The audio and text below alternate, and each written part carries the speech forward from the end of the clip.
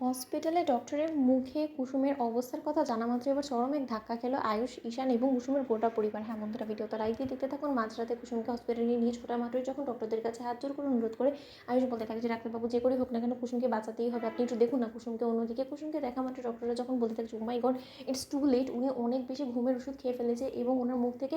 ফেনা বেরিয়ে গিয়েছে এবং আপনারা ওনাকে আনতে অনেকটাই লেট করে ফেলেছেন এবং উনি কখন নাগাদ খেয়েছে ঘুমের ওষুধগুলো বলুন তো। অন্যদিকে যখন শঙ্কর বলতে থাকে যে দেখুন আমার তো সে সম্পর্কে কোনো কিছু জানা নেই এবং আমার মাঝরাতে ঘুম ভেঙে যাওয়া মাত্র আমি দেখি যে আমার মেয়েটি এরকম মাটিতে শুয়ে আছে এবং ও অনেকটাই অসুস্থ অবস্থায় পড়েছিল তখনই। অন্যদিকে এই কথা শোনা মাত্রই যখন ডক্টররা বলতে থাকে যে দেখুন আমরা আমাদের মতো করে লেভেল বেস্ট ট্রাই করবো ওনাকে বাঁচানোর, কিন্তু বাকিটা ঈশ্বরের হাতে। ঈশ্বর যদি চায় তাহলে একমাত্র উনি আপনাদের মাঝে ফিরবেন, হয়তো বা আর কোনো রকম কোনো আশা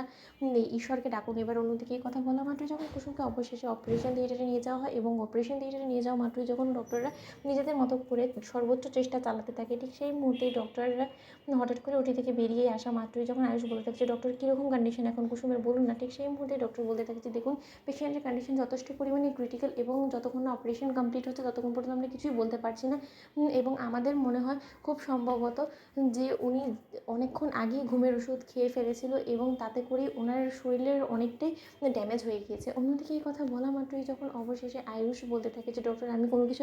জানি না, আপনাকে যে করেই হোক না কেন কুসুমকে বাঁচাতেই হবে। অবশেষে ইন্দ্রাণী গাঙ্গুলি এবং রাজশেখর গাঙ্গুলি সেখানে এসে বলতে থাকে যে মেয়েটা কেন এত বড় একটা অঘটন ঘটালো কিছুতে আমি বুঝতে পারছি না, যেখানে কিনা আমি স্বয়ং নিজে ওকে এত করে বোঝালাম যে ও যাতে এরকম কোনো একটা স্টেপ না নেয়, তার শর্ত মেয়েটা আমার কথা কোনোটাই শুনলো না, কানেই তুললো না। অন্যদিকে সেখানে ছোটো কাকিমণি বলতে থাকে যে দিদি ও হয়তো বা নিজের ভুলটা বুঝতে পেরে গিয়েছে, ওর মনে যে বিয়ে নামক এই লাড্ডুগুলো ফুটছিল না সেটা যে ওর জন্য মরণ ফাঁদ ছিল সেটা হয়তো ও বুঝতে পেরে গিয়েছে এবং ও এটাও হয়তো বা ঠিক ভালোভাবেই বুঝতে পেরে গিয়েছে যে ওর জন্য রীতিমতো ওর পরিবার থেকে শুরু করে আমাদের সকলকে কতটা অসম্মান অপমান সহ্য করতে হচ্ছে, তার জন্যই হয়তো বা এইসব কিছু থেকে আমাদেরকে চিরকালের জন্য মুক্তি দেওয়ার জন্য হয়তো বা এই সিদ্ধান্তটা নিয়ে যে কী বা করতে পারো বলো তো দিদি, এসবের মধ্যে তো তোমার হাত নেই তাই না, তুমি নিজেকে শুধু শুধু কেনই বা দুষ্য বলো তো। অন্যদিকে যখন শঙ্কর কান্নায় ভেঙে পড়ে এবং বলতে থাকে যে আমার মেয়েটা বাঁচবে তো, আয়ুষ বাবা তুমি বলো না আমার মেয়েটা বাঁচবে তো, আমার মেয়েটা যদি না বাঁচে তাহলে আমি কী নিয়ে বাঁচবো বলো তো। অন্যদিকে যখন আয়ুষ বলতে থাকে যে শঙ্কর কাকা আমি তোমাকে কথা দিচ্ছি তোমার মেয়ের কিচ্ছু হবে না, কুসুমকে যে করে হোক না কারণ আমাদের মাঝে ফিরতেই হবে। কুসুম আমাদের বন্ধুত্বের সম্পর্কটাকে এত তাড়াতাড়ি ছিন্ন করে কোনো মতে আমাদের থেকে এতটা দূরে চলে যেতে পারে না, কারণ কুসুম আমাদেরকে কথা দিয়েছে আমাদের সকল বিপদ আপদে ও সবসময় নিজেকে এগিয়ে রাখবে এবং আমাদের বিপদে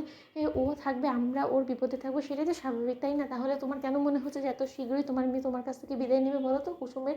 অবশ্যই আমাদের কাছে ফিরতে হবে এবং কুসুম নিজেও সেটা খুব ভালো করে জানে, তুমি দেখবে এক্ষুনি ডক্টর অপারেশন থিয়েটার থেকে বেরিয়ে এসে বলবে যে কুসুম সুস্থ হয়ে যাবে। অন্যদিকে ডক্টর ওটি থেকে বেরিয়ে এসে বলতে থাকে যে দেখুন আগামী 72 ঘন্টার আগে এখন কোনো কিছুই বলা যাচ্ছে না, সম্পূর্ণটা ঈশ্বরের হাতে এখন। তো বন্ধুরা লাইক এবং শেয়ার করে সাবস্ক্রাইব করুন।